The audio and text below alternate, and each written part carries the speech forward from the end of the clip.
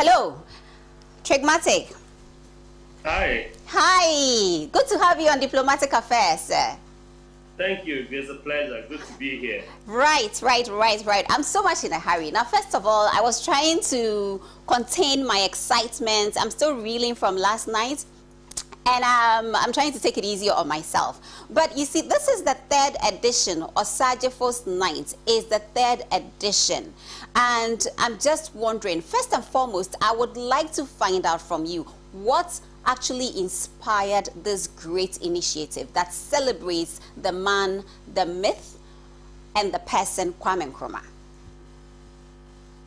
Well, thank you for the question. But basically, it's the many good things that he's done, his contributions toward the creative arts industry, his love for art and his usage of art through his governance is worth admiring. And I think that it was very important, or it is very important, to highlight some of the beautiful things that he's done over that within that period when he was president. I'm bold to say he's been the only president that have actually initiated and instituted things that will directly and indirectly affect the creative arts industry, even till now. Some of the agencies that we have were formed by him, and so rightfully done. We did a good job by celebrating and eulogizing the man himself on a yearly basis. We wish we could even do more. So yeah, that's what inspired or motivated us to do.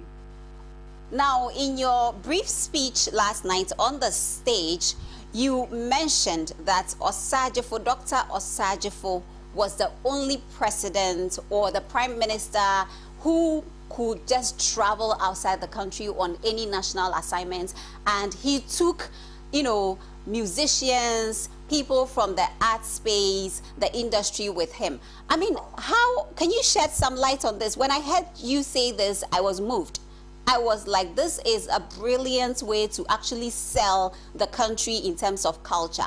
And also given the fact that this is one of the ways to promote the Ghanaian culture and our identity. Exactly. Yes, that's true. It's not a myth. It's there, and it's a story that everyone knows. Not just traveling with bands, but he also personally invested in certain musicians like Ibo Taylor, where he took them outside the country to learn music. And so he's like I said, directly and indirectly affected the industry one way or the other. And he traveled with bands, and like you said, the idea was to sell our culture and to promote it at the same time. For me, I think that experience will not just sell culture, but it will also give the creatives a very high sense of belonging and importance. And I mean, for me, it's mind-blowing. It's just mind-blowing. Think about it. Years back, a lot of Ghanaians decided to start shooting videos in South Africa, because then it almost looked like they had shot it in the Western world. If I travel to South Africa and I decide to use a South African director, that is me doing business with another person from another country. We will employ a makeup artist, we'll employ a stylist from South Africa, and it's a country that has other nationals as well. And so you might have somebody from Zimbabwe, you might have somebody on set who's an artisan, you have a lighting guy, you have DOPs and what have you. And so it's already been happening. We just haven't highlighted it. And if I'm bold to say that it's been the only one mechanism or tool that has been able to be happening seamlessly without any borders or barriers, yet we have relegated it. Because I mean, I've been to a few African countries, or maybe most, like you said, and most of these places that I've been to is because of cultural exchanges. And so music is already making that happen. It's already happening. If I'm in Uganda and I go for an event at Blanket and Wine and I'm performing, that is Ghana in Uganda, because I don't perform only as Trigmatic, but I perform as Trigmatic, who's Ghanaian, and I perform high life songs, which is a Ghanaian sound. And so we are not just exporting ourselves as human beings, but also everything that makes us Ghanaian. Because you know, my costume, if I will wear something Ghanaian, then somebody will ask, oh, where is this coming from? So it's already happening when it comes to music. We just haven't highlighted it, or we just haven't given it that importance. When AFTA was launched, I was one of the few people that you know, came out to say that, look, this is already happening with music, or within the music space. Think about it.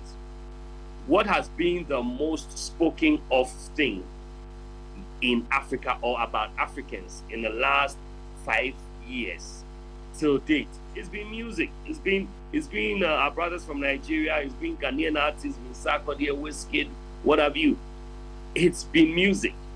As much as it's entertaining and we want to make it look like it's an unserious craft, it is the only thing that nobody's talking about. African scientists, nobody's talking about African inventors or what have you. It's about the arts. And so it's about the time we decide to be intentional about using the art to promote other things. Yes, a lot to be happening. We're already having calls to do this in other countries. And so we're going to take up and move into other countries with this. And it's going to continue all the way through to next year. The whole of next year, there's going to be the African tour for Osagyefo's night. I think it's a start. And then more will come. The album is also coming. The EP is also coming. More conversations, more dialogues. Events like Music Speaks is also going to come because we need, as like I said, I'm not just an entertainer. I also use the music to disseminate information, and so all of that is going to happen. And then the fans who miss the music, they will get their music. Next year, there's an album coming. This year, before the year wraps up, there's also an EP coming.